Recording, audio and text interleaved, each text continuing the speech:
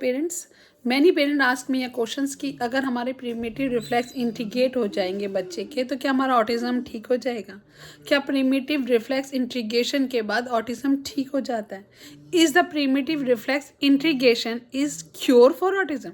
No, it's not cure for autism. Primitive reflex integration की जो exercises हैं, मोरो की या ATNR या कोई भी आप लेते हो, वो बच्चे की ग्रॉस मोटर्स के ऊपर काम करती हैं, बच्चे की फाइन मोटर पे काम करती है, बच्चे की सेंसरी पे काम करती है, बट वो बच्चे की कोर ऑफ ऑटिज्म को नहीं ठीक करती हैं। ठीक है, we first understand what is autism. Autism is basically a repetitive behaviour, वो भी 100% सारे बच्चे नहीं करते। Some communications delay, social communication delay, child is not able to understand the social cues, child is not able to adjust himself according to the environment, child is not able to express himself. Okay, तो it is not like a feature of कि बच्चे की gross motor की delay की वजह से बच्चे को ऑटिज्म असाइन हुआ है या बच्चे को ऑटिज्म डायग्नोज्ड हुआ है। It is because of this social communication expression, social science, social understanding की लैकिंग की बच्चे की वजह से बच्चे को ऑटिज्म डायग्नोज्ड हुआ है।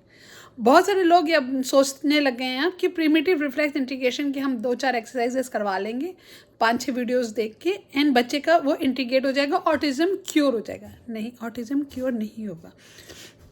वो बच्चे की ग्रॉस मोटर्स, लाइक अगर मैं कह रही हूँ कि मैं बच्चे से प्रीमेटिव रिफ्लेक्स इंटीग्रेशन एक्टिविटीज़ कर पा रहा है मेरा, ठीक है, मोरो रिफ्लेक्स कर रहा है, ATNR कर रहा है, इसका मतलब है उसकी ग्रॉस मोटर, उसका कोऑर्डिनेशन, उसका अपनी कोर स्ट्रेंथनिंग इम्प्रूव हुई है। बच्चे की स्ट्रेंथनिंग, बच्चे की फाइन मोटर्स या बच्चे के बैठने का फाइन मोटर पे भी प्रीमेटिव रिफ्लेक्स कितना काम नहीं करता है।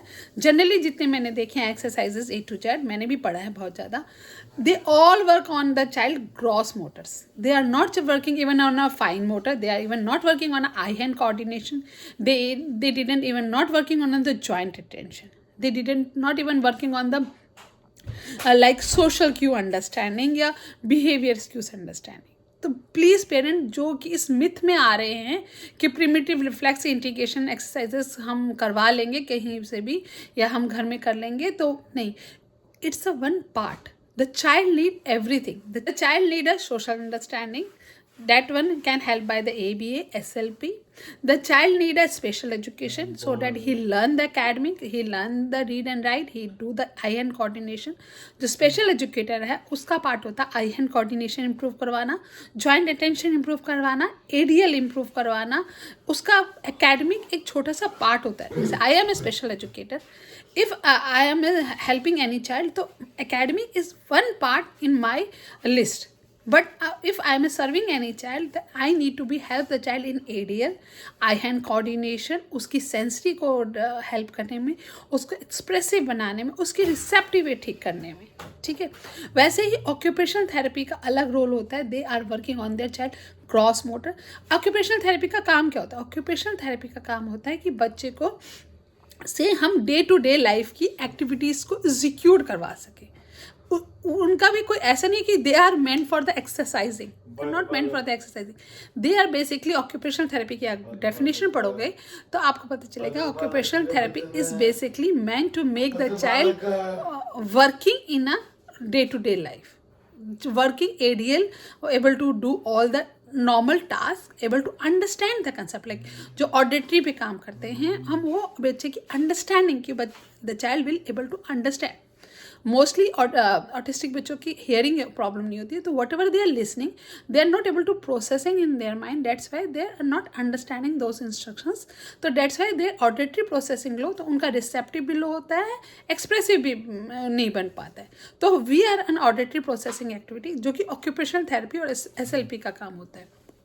ABA का काम होता है बिहेवियर करेक्शन, बच्चे को सही सोशल क्यूज बताएं, सही सोशल बिहेवियर बताएं, बच्चे को यस नो सिखाएं, बच्चे को correct social way of presenting their social emotions, like emotions regulation, zone of regulations, ये सब सिखाने का होता है। तो primitive reflex is the one part which we are going to be help to when we are doing integration, but we have to be work on all the SLP, OT, and other factors. Read this one. I have just collected for the information. Primitive reflex is not a cure for autism.